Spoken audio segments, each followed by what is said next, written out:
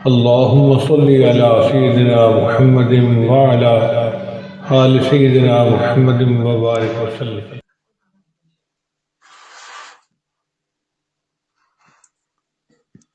الحمد للہ رب العالمین والصلاة والسلام علی رسولہ الکریم وعلی آلہ واصحابہ اجمعین، اما بعد۔ بھئی کینہ اور اس کا علاج، کینہ اور بغض اور اس کا علاج کی بات چل رہی تھی۔ گزشتہ بتایا ہے کہ کینہ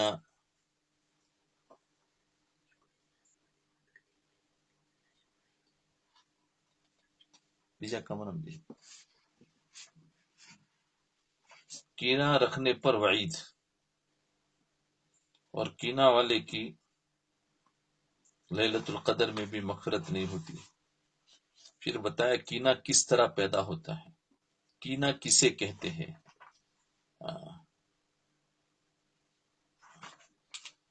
پھر کینہ کا علاج چل رہا تھا۔ تو ظاہر بات ہے اس کا علاج بھی وہی ہے جو حسد کا علاج ہے۔ تو جنت کے لیے قربانی دینی پڑتی، جنت اس قدر سستی نہیں کہ اس کے لیے تھوڑی سی قربانی دینی پڑتی۔ بعض اوقات جان کی قربانی، بعض اوقات مال کی قربانی، بعض اوقات جذبات کی قربانی، اور جذبات کی قربانی جان و مال کی قربانی سے زیادہ سخت ہوتی ہے۔ تو کینہ کے اندر جذبات کی قربانی دینی پڑتی، جذبہ جو انتقام کا بدلہ لینے کا ہے اس کو قربان کر لو۔ تو بہرحال پہلا کام یہ کرو کہ تمہارے دل میں اس کی طرف سے جو برائی آ رہی ہے اس کو برا سمجھو۔ علاج چل رہی تھی اس میں سے، تو وہی حسد کے علاج ہے، اور وہی بتا رہے ہیں کہ میرے دل میں جو بات آ رہی ہے وہ اچھی نہیں، ایسا نہیں ہونا چاہیے۔ اور اس برے خیال کو دور کرنے کا ایک طریقہ حضور صلی اللہ علیہ وسلم نے ایک حدیث میں بیان فرمایا، یعنی کوئی مومن مرد کسی مومنہ عورت کے ساتھ بغض نہ رکھے۔ دراصل یہ میاں بیوی کے تعلقات کے بارے میں ارشاد ہے کہ کوئی شوہر اپنی بیوی سے بغض نہ رکھے، کیونکہ اگر اس کی کوئی بات ناپسندیدہ ہے تو اس کی کوئی بات پسندیدہ بھی ہوگی۔ تو اس حدیث میں حضور اقدس صلی اللہ علیہ وسلم نے بغض دور کرنے کا طریقہ بتا دیا کہ جس شخص کی طرف سے دل میں بغض پیدا ہو رہا ہے اس کی اچھائیوں کی طرف نگاہ کرو، اور اس کی اچھائیاں سوچ سوچ کر کے یاد کرو۔ یعنی یہ سوچو کہ میرے دل میں اس کی طرف سے جو بغض پیدا ہو رہا ہے اس کے فلاں صفت کی وجہ سے ہو رہا ہے، اس کے اندر صرف یہی ایک صفت نہیں ہے بلکہ اس کے اندر تو اور بہت سے اوصاف ہیں۔ پھر ان کی اچھی صفتوں کو یاد کرو، اس کے نتیجے میں اس بغض میں کمی آئے گی۔ اب کینہ کے متعلق اور وعیدیں ہیں۔ دوسرا کام یہ کرو، کینہ کے متعلق وعیدوں کی طرف نظر کرو۔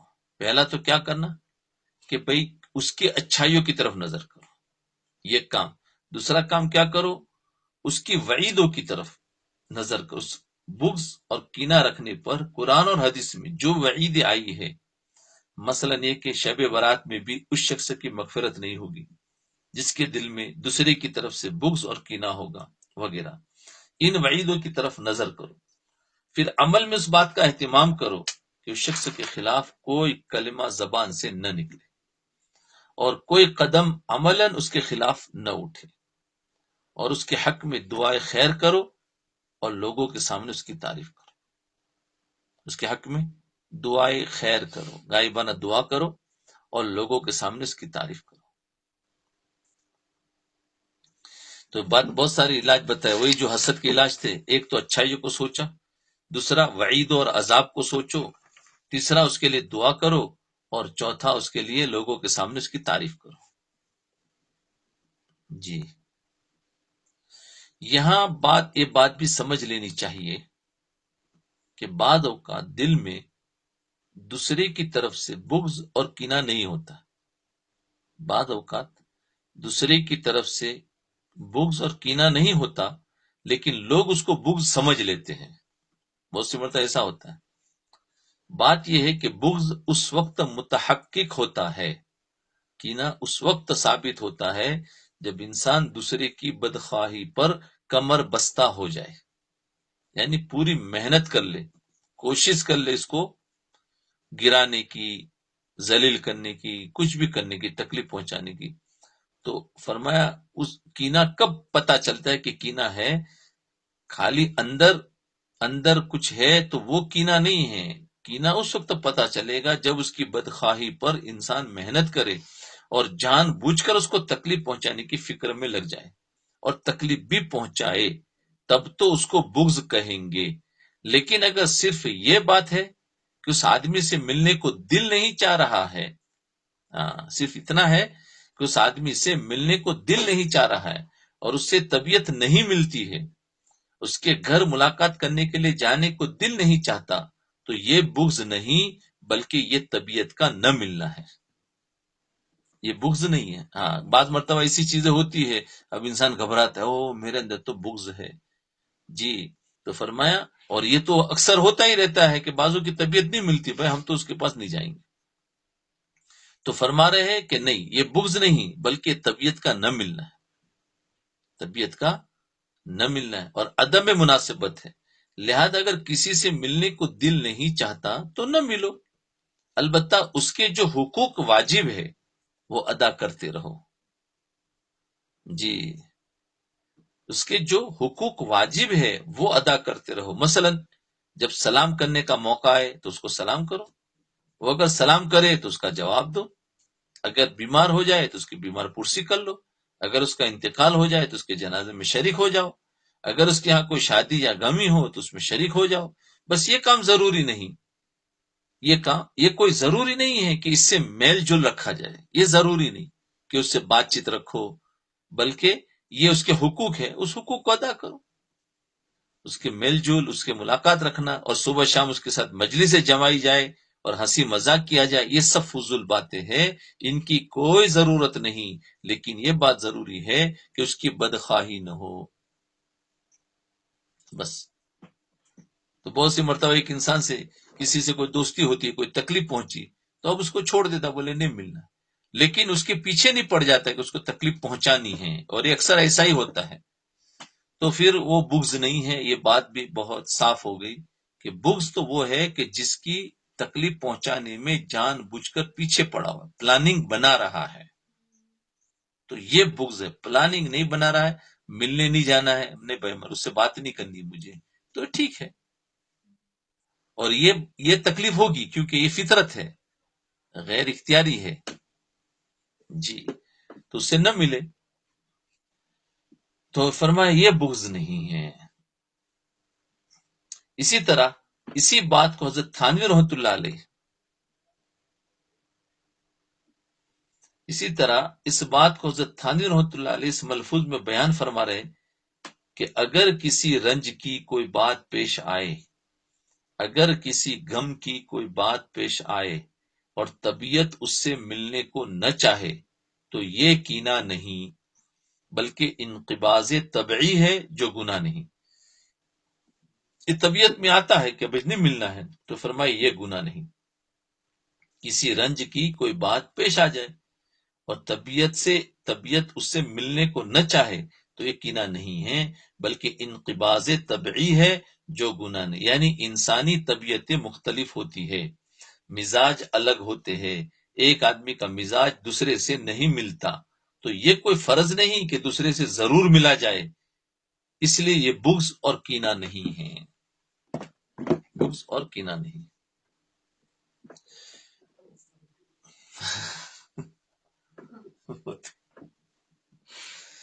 دوسرے کے نقصان سے دل میں فرحت.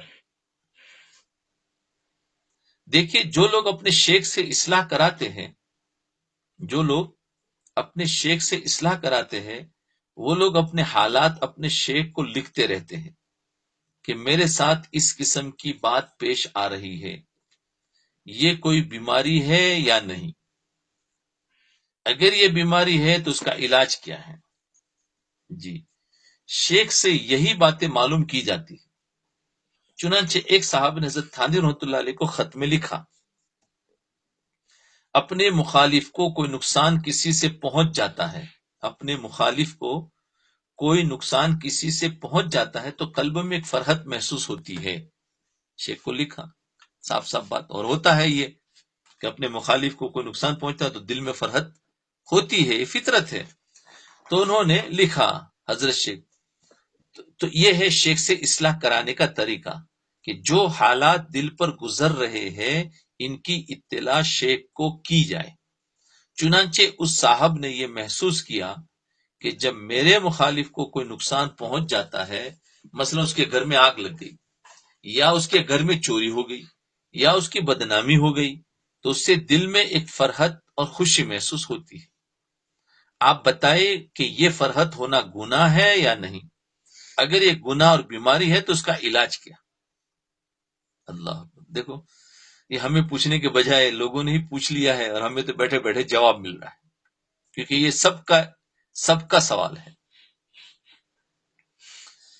جواب میں حضرت تھانوی رحمۃ اللہ علیہ نے لکھا، عقلاً اور اعتقاداً اس کا استحضار کیا جائے، عقل کے اعتبار سے بھی اور ایمان کے اعتبار سے اس کا استحضار کیا جائے کہ یہ فرحت قابل دفع ہے، اور دعا کیجئے کہ اللہ تعالیٰ اس فرحت کو دفع فرما دے، یہ خوشی کو نکالنا چاہیے، اللہ تعالیٰ اس فرحت کو دفع فرما دے۔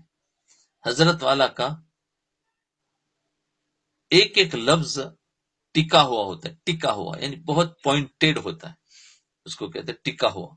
فرمایا کہ ایک کام تو یہ کرو کہ تمہیں دوسرے کے نقصان سے جو فرحت ہو رہی ہے، عقلاً اور اعتقاداً اس بات کا دھیان کرو کہ دل میں اس خوشی کا پیدا ہونا اچھی بات نہیں۔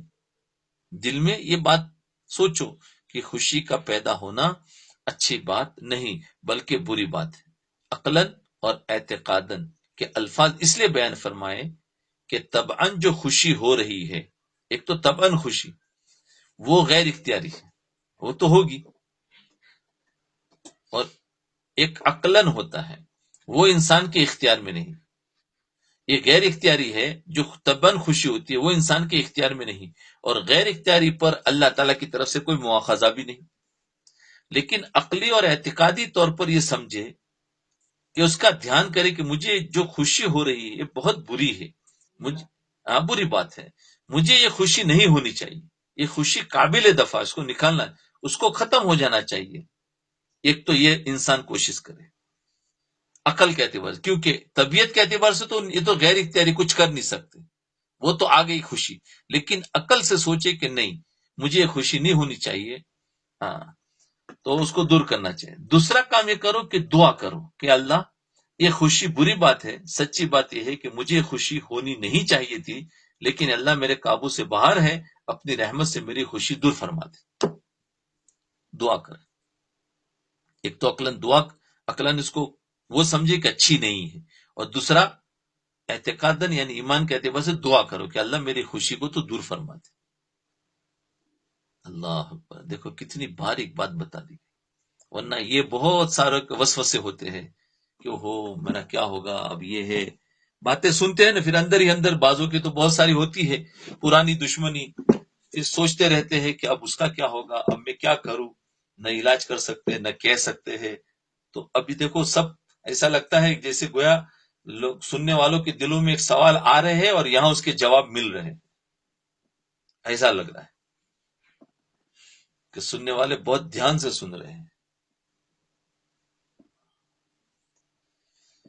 تو دیکھیے، حضرت تھانوی رحمۃ اللہ علیہ نے یہ نہیں فرمایا، حضرت تھانوی رحمۃ اللہ علیہ نے یہ نہیں فرمایا کہ تمہارے دل میں جو خوشی پیدا ہو رہی ہے بہت بڑا گناہ ہے، یہ نہیں فرمایا، کیونکہ غیر اختیاری طور پر انسان کے دل میں جو خیال آ جاتا ہے وہ گناہ نہیں ہوتا، اس پر اللہ تعالیٰ کی طرف سے پکڑ نہیں ہوتی، اس لیے کہ وہ اختیار سے باہر ہے۔ لیکن اگر اس نے اس خیال کو دل میں جما لیا اور بٹھا لیا، اس کے بارے میں تصور نہ کیا کہ گناہ ہے، اور خیال دل میں بیٹھ کر کینہ میں تبدیل ہو جائے گا۔ خوشی کو دل میں بٹھا لی نا تو پھر یہ کینہ میں تبدیل ہو جائے گا، اور خوشی کو نکالنے کی کوشش کی، دعا کر دی، تو پھر یہ کوئی حرج نہیں، تو کینہ میں تبدیل ہو جائے گا، اور اس کے نتیجے میں تم سے گناہ سرزد ہو جائیں گے، اس سے گناہ سرزد ہو جائیں گے، پھر غیبت ہوگی، پھر دل آزاری ہوگی، دل کو تکلیف پہنچانے کی بات ہوگی، اور بدگوئی ہوگی، برائی ہوگی. لہذا اس خیال کا علاج یہ کرو کہ دل سے اس کو برا سمجھو کہ یہ خیال جو میرے دل میں آ رہا ہے بہت برا ہے، اور اللہ تعالیٰ سے دعا کرو کہ اللہ میرے دل سے خیال نکال دیجئے. یہ دو کام تو فوراً کر لو، اور اس بات کا اہتمام کر لو کہ اس خیال کے نتیجے میں اس کے خلاف کوئی عمل نہ ہو. اور کیا اہتمام کرو کہ خیال تو آیا ہے لیکن اس کے اوپر عمل مت کرو.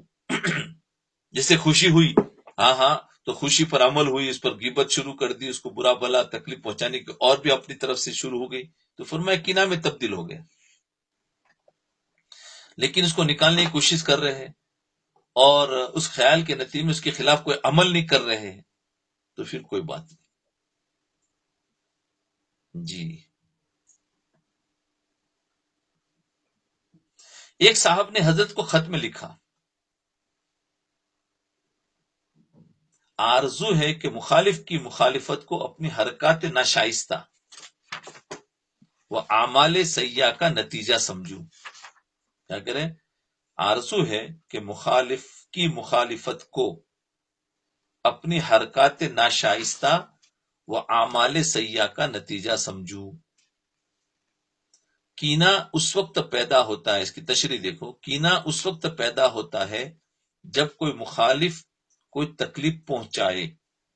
اس لیے وہ صحابی لکھتے ہیں کہ میرا دل یہ چاہتا ہے کہ اللہ تعالیٰ میری طبیعت ایسی بنا دے، اللہ تعالیٰ میری طبیعت ایسی بنا دے کہ جب بھی کسی شخص سے کوئی تکلیف پہنچے، کسی نے اگر مجھے کوئی تکلیف پہنچے تو میرے دل میں اس کے خلاف جذبات پیدا ہونے کے بجائے، میرے دل میں اس کے خلاف، جس نے تکلیف پہنچائی اس کے خلاف جذبات پیدا ہونے کے بجائے میرے دل میں خیال پیدا ہو کہ میاں دنیا میں جو تکلیف کسی انسان کو پہنچتی ہے وہ اس کی بدعملی کی وجہ سے پہنچتی ہے.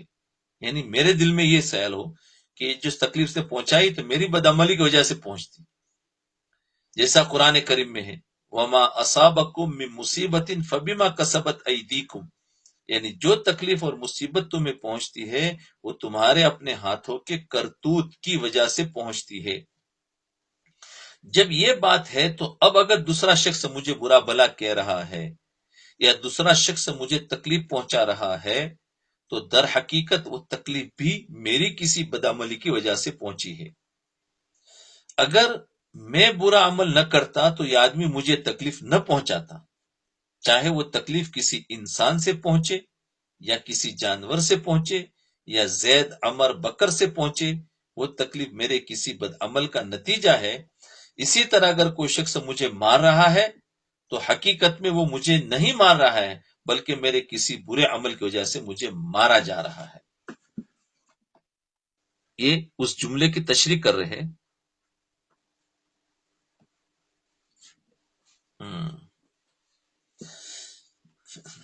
اگر بادشاہ جلاد کو حکم دے، اگر بادشاہ جلاد جو سزا دینے والا ہوتا ہے، بادشاہ جلاد کو حکم دے کہ فلاں شخصوں کو 100 کوڑے مارو، تو اب بظاہر تو وہ جلاد مار رہا ہے نا، لیکن حقیقت میں تو بادشاہ کے حکم کی وجہ سے مار رہا ہے.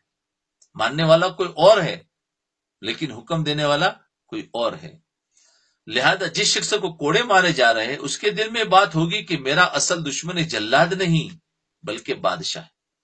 اس لیے اگر کبھی یہ شخص انتقام لینے کا ارادہ کرے گا تو جلاد سے انتقام نہیں لے گا، کیونکہ جب بادشاہ نے ماننے کا حکم دیا تو اب جلاد کی یہ مجال نہیں تھی کہ وہ ماننے سے رک جاتا. اس کو تو حکم کے مطابق عمل کرنا تھا، اس کی تو یہ ڈیوٹی تھی. لہذا اگر دل میں یہ بات آ جائے کہ یہ شخص جو مجھے تکلیف پہنچا رہا ہے اس کی کیا مجال تھی کہ مجھے تکلیف پہنچاتا، یہ تو در حقیقت تقدیر اس سے یہ عمل کروا رہی ہے، اور تقدیر اس لیے کروا رہی ہے کہ میں نے کوئی برا عمل کیا تھا، اس کی سزا مجھے دنیا میں مل رہی ہے، لہذا میں تکلیف پہنچانے والوں کو کیوں برا سمجھوں.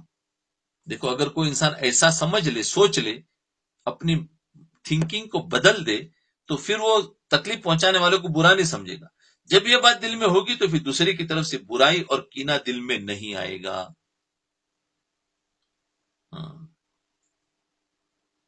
جی یہ بتایا انہوں نے، کیا بتایا کہ آرزو ہے کہ مخالف کی مخالفت کو اپنے حرکات ناشائستہ و اعمال سیئہ کا نتیجہ سمجھو، اس کو سمجھایا یہ، یعنی جو بھی انسان تکلیف مجھے پہنچا رہا ہے تو میرا یہ ایمان ہو، ہمیں تبلیغ میں ہم نے یہی سیکھا ہے کہ ہمارا ایمان ہو کہ اس نے نہیں پہنچائی بلکہ اس کو اوپر سے حکم ہوا ہے، اس کو حکم ہوا جب، کیونکہ آج کوئی انسان کسی کو ایک جملہ بھی اگر کوئی گالی بھی بکتا ہے تو وہ اس کا امر نہیں ہے، یہ اوپر سے اس کو حکم ہوا ہے، جب جا کے یہ مجھے بول رہا ہے، تو اب میں اس پر غصے ہو جاؤں یہ تو غلط بات ہے، بلکہ میں اپنی غلطی کو سوچوں، میں اپنے پچھلی غلطی سے استغفار کروں، توبہ کروں، تاکہ اللہ تعالیٰ پھر اس بات کو دل سے نکال دے، مخلوق کے دل سے بھی نکال دے، اس کے دل سے بھی نکل جائے۔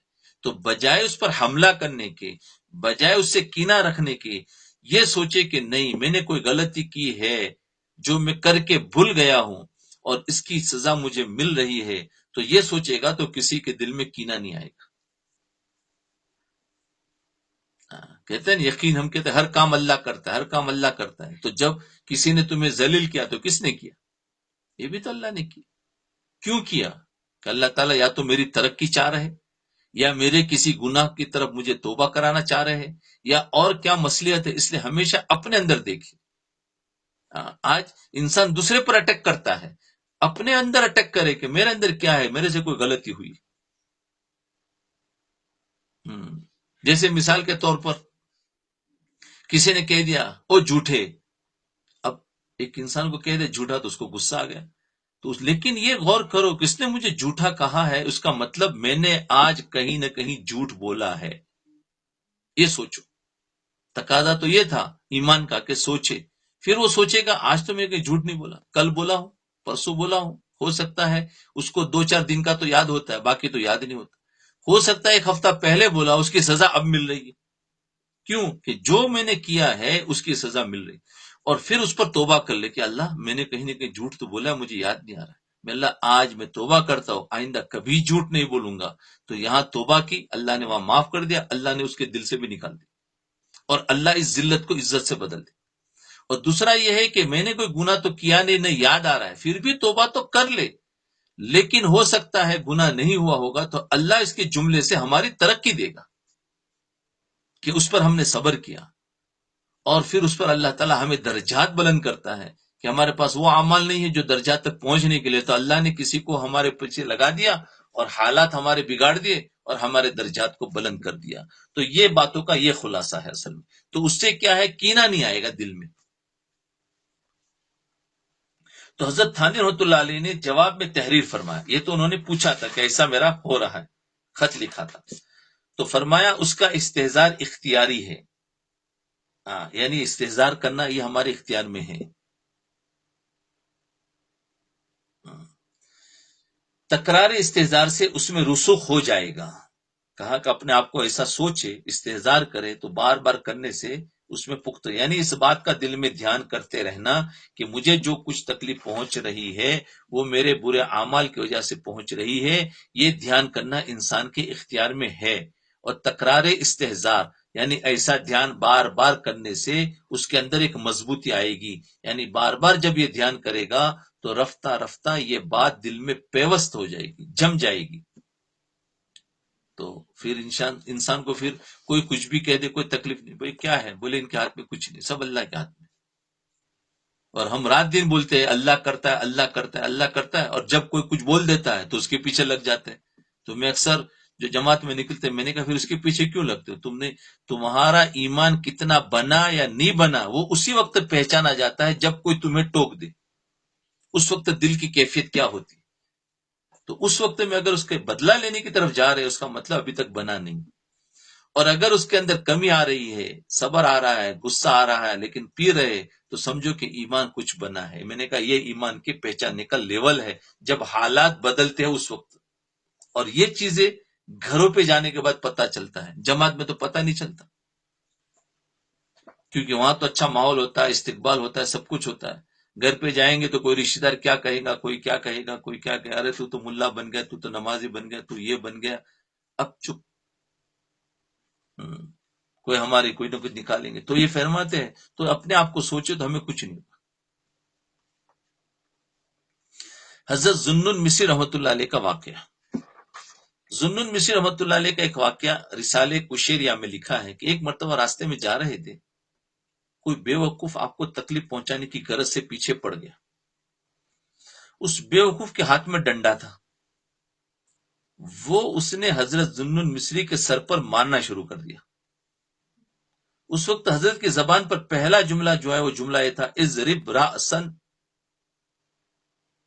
طالمن اصلا، یعنی اس سر کو مارو، اس سر کو مارو کیونکہ اس سر نے بہت عرصے تک اللہ تعالیٰ کی نافرمانی کی ہے.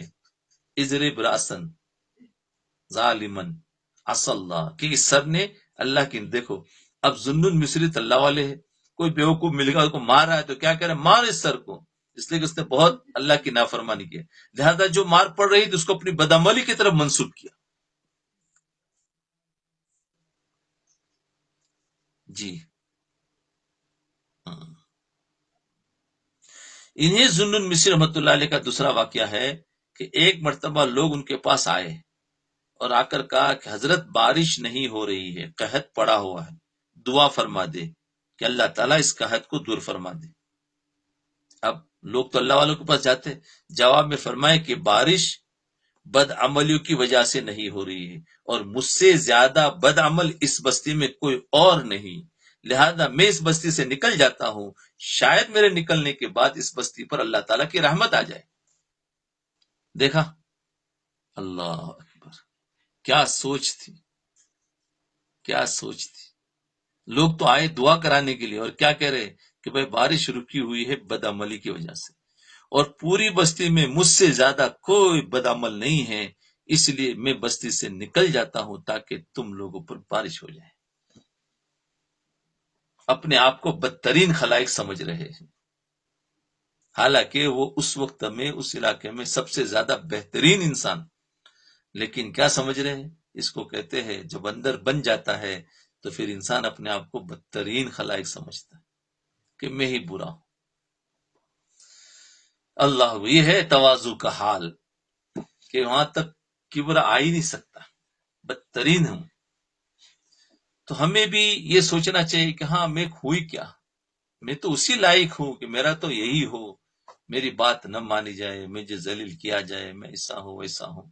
اپنے آپ کو تو یہی سمجھے، کیونکہ عزت ہر کام اللہ کی طرف سے ہو رہا ہے. یاد رکھو، جب ہمارا بھروسہ اللہ پر ہو گیا تو ہمیں کسی سے دشمنی نہیں ہوگی.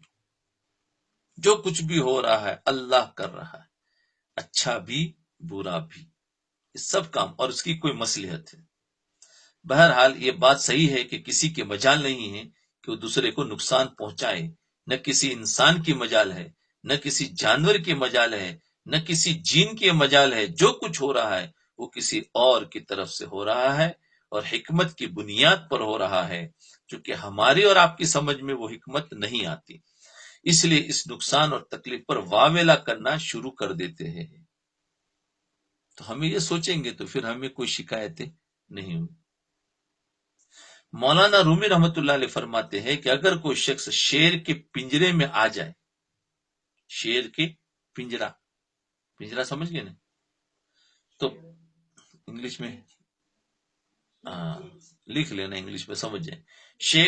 شیر کے پنجرے میں آ جائے تو وہ شخص بے اختیار ہوگا سوائے تسلیم و رضا کے. پنجرے میں کسی کو بند کر دیا جائے تو کیا ہو گیا، اب وہ بے اختیار ہو گیا. اب اس کے لیے یہی ہے کہ بھائی جو تم کرو تسلیم ہے، قبول ہے، مارو تو قبول، کھانا دو تو قبول، نہ دو تو قبول. کیوں؟ کچھ ہے ہی نہیں، ابھی کیج میں ہو گئے نا. تو فرمایا سوائے تسلیم و رضا کے کوئی چارہ کار ہی نہیں ہوگا کہ تجھے کھانا ہے تو کھا لے اور پھاڑنا ہے تو پھاڑ لے، اس کے علاوہ کوئی اور راستہ نہیں. شیر کو پنجرے میں باندھ دیا تو اب شیر کا کچھ نہیں چلے گا، تسلیم و رضا ہے، کھانا ہو تو کھا لے، پھاڑنا ہے تو پھاڑ لے، اس کے علاوہ کوئی اور راستہ ہی نہیں. اسی طرح ہر انسان کو یہ سوچنا چاہیے کہ اس کائنات میں سب کام مالک الملک والملکوت کی تقدیر سے ہو رہا ہے. کائنات میں ہر کام مالک الملک والملکوت کی تقدیر سے ہو رہا ہے، یعنی اللہ تعالیٰ جو چاہتے ہیں وہ ہو رہا ہے۔ اگر کوئی تمہیں پتھر بھی مار رہا ہے تو کسی کی اذن سے مار رہا ہے، اجازت سے مار رہا ہے، کسی کی مشیت اور ارادے سے مار رہا ہے۔ اب سوال یہ ہے کہ وہ مشیت کیوں ہوئی؟ کسی نے اگر پتھر مارا، چاہے پتھر کا ہو یا پتھر باتوں کا بھی ہو، بات میں پتھر مار دیتے ہیں نا، جس کو تانا کہتے ہیں، تانا اور تشنی کیا، یہ بھی ایک پتھر ہے، بلکہ یہ جو پتھر ہے وہ زیادہ زخمی کرتا ہے۔ یہ جو پہاڑ کا پتھر ہے وہ کم زخمی کرتا ہے، لیکن جو زبان کا پتھر ہے نا اس کا زخم بہت گہرا ہوتا ہے۔ جو تان تشنی کا جو پتھر لگتا ہے نا تو انسان کا دل چر جاتا ہے، اور وہ زخم جلدی مٹتا بھی نہیں۔ تو فرمایا وہ کہ اگر تمہیں مار رہا ہے تو اب سوال یہ ہوتا ہے کہ وہ مشیت کیوں ہوئی؟ کسی کے ارادے سے مارا، اسے کوئی انسان کسی کو کچھ نہیں کہتا۔ وہ مشیت اور وہ ارادہ اس لیے ہوئی کہ تم نے بدعملی کی تھی، کوئی نہ کوئی گناہ کیا ہوگا، لہذا اللہ تعالیٰ نے چاہا کہ تمہیں دنیا ہی میں سزا دے دے۔ دیکھو مومن کو جو حالات دنیا میں آتے ہیں وہ یاد رکھو وہ پاک کرنے کے لیے آتے ہیں، سزا کے لیے نہیں ہے۔ جو مومن نیکی کی طرف جا رہا ہے، برائی کی طرف جا رہا ہے، اس کو پلٹنے کے لیے ہے، اور کافر کو جو حالات آ رہے فرمایا وہ سزا کے لیے ہوتے ہیں۔ تو فرمایا تمہیں دنیا ہی میں سزا دے دے تاکہ آخرت میں عذاب نہ دینا پڑے، کیونکہ دو ہی راستے تھے، یا تو آخرت میں جہنم میں ڈالتے یا دنیا ہی میں سزا دے دیتے۔ اسی لیے اس کو میں ایک آسان بات میں کہتا ہوں کہ دیکھو بھائی ہم سب بیمار ہیں، اور آپ کو پتا ہے کہ ہمارے اندر کتنی کتنی بیماریاں ہیں روحانی۔ تو اب اس بیماریوں کا علاج یا تو یہاں کر دو تو صحت کے ساتھ یہاں سے جاؤ آخرت میں، اور اگر ان بیماریوں کے ساتھ گئے ہیں تو پھر آخرت میں اللہ تعالیٰ ایک جہنم جو ہسپتال بنایا ہے وہاں پھر ان بیماریوں کا سارا علاج کریں گے اگر ایمان کے ساتھ گئے ہیں، اور ہمیں شفا کاملہ دے کر پھر جنت کے اندر داخل کریں گے۔ اب یہ سوچ لو آپ لوگ کہ کیا کرنا ہے، یہاں علاج کرنا ہے یا وہاں علاج کرنا ہے؟ اور یہاں علاج کرنا ہے تو آسان بھی ہے، سستا بھی ہے، اور وہاں کا علاج بہت بھاری مہنگا ہے، بہت تکلیف دہ ہوں گے۔ اس لیے یہاں کر لے تو زیادہ اچھا ہے۔ تو اسی لیے اللہ تعالیٰ اپنے بعض خاص بندوں کو یہیں پر علاج کر لیتے ہیں۔ کیا ہوا، حالات ڈال دیے، اب وہ پریشان بیچارہ، اب توبہ کر رہا ہے، اللہ والوں کے ساتھ بیٹھ رہا ہے، ان کی باتیں مان رہا ہے، سن رہا ہے، اس کا علاج ہو رہا ہے۔ جی تو علاج کروا لو، اور ڈاکٹر کا پتہ نہ ہو تو پتہ دے دوں گا، سننے والے تو ہے اور سب سن بھی رہے اور جانتے بھی ہے، بیمار بھی ہے، لیکن سوچ رہے کہ علاج یہاں کراوے یا آخرت میں۔ وہ سوچتے سوچتے ہی موت آ جائے گی اور بیماری کی حالت میں چلے جائیں گے۔ اس لیے علاج کراوے، اور علاج کا طریقہ وہی ہے جو ڈاکٹر جسم کا علاج ہے، سیم وہی ہوگا، مان کر چلنا۔ اس میں بھی ٹیبلٹ دی جاتی ہے۔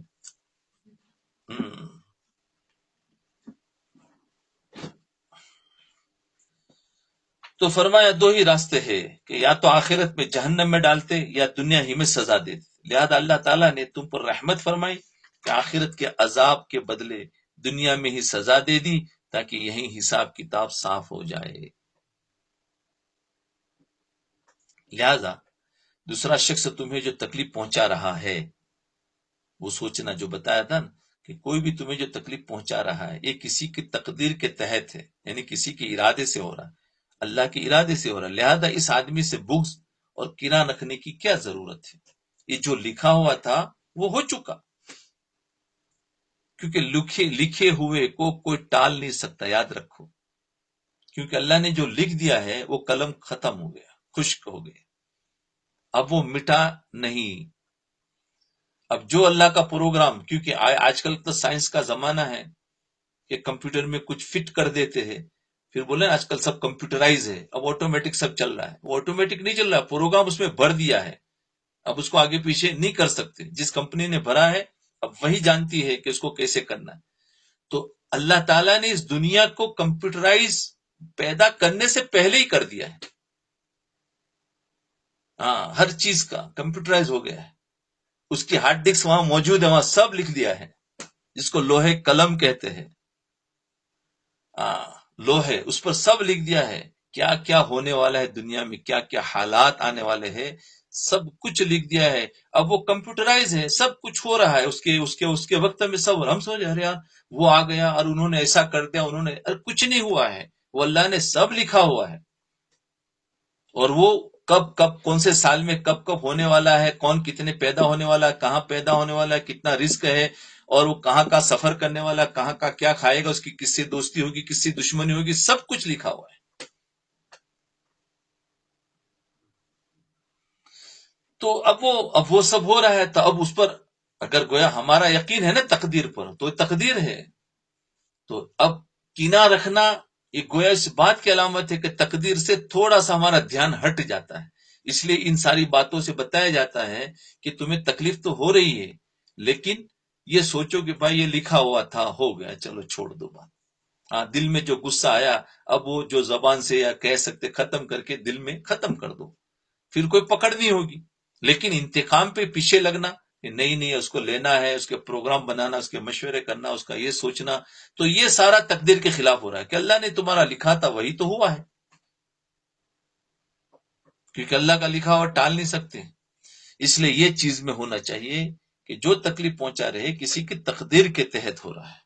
تو سمجھ میں آ گیا؟ ابھی آج کا سائنس کا زمانہ سمجھ میں آتا ہے کہ کمپیوٹرائز کر دو، آٹومیٹک چل رہا ہے، تم نے پروگرام ڈال دیا، اب وہ پرنٹ ہو کر آ رہا ہے، کیا ہوا بھائی، جو لکھا ہوا ہے وہی پرنٹ ہو کر آئے گا۔ تو وہاں پر انہوں نے لکھ دیا ہے اور یہاں پرنٹ ہو رہا ہے، حالات جو آ رہے ہیں سب پرنٹ ہو رہا ہے جی۔ تو ہم دیکھ رہے ہیں، اس لیے اللہ کے رسول صلی اللہ علیہ وسلم نے جو بات بتائی وہی بات ہوئی، وہی سب چیزیں ہو رہی ہے۔ ہاں، تو ایسا زمانہ آنا، اس زمانے میں ایسی ایسی چیزیں ہونا، آندھی آنا، بارش کا کم ہونا، سب کچھ، تو ہمارا اس پر یقین رکھا جائے۔ اس لیے اپنے آپ کو اللہ کی طرف متوجہ کرے۔ آج کی دنیا کے حالات یہ ہے کہ انسان کا تعلق اللہ سے ٹوٹ چکا ہے، اس لیے ہر انسان ظاہری حالات کو ٹھیک کرنا چاہتا ہے، اور جیسے ہمارے معاشرے میں جو چیز چل رہی ہے ہم اسی میں گزرے۔ ارے نہیں، معاشرہ ہمارے لیے نمونہ نہیں ہے، ہمارے لیے تو اللہ کے رسول صلی اللہ علیہ وسلم کا دین کیا کہتا ہے وہ ہمارے لیے نمونہ، تو وہی کہتا ہے۔ تو لہٰذا اس آدمی سے بغض اور کینہ رکھنے کی کیا ضرورت ہے؟ اگر کینہ رکھنا ہے تو اپنی بدعمالیوں سے کینہ رکھو، کینہ رکھنا ہے تو اپنی بدعمالیوں سے کینہ رکھو، اپنی بدعمالیوں سے بغض رکھو جن کی وجہ سے اس کو تمہیں تکلیف پہنچانے کا یہ حوصلہ پیدا ہوا۔ اگر یہ خیال کرو گے تو پھر انشاءاللہ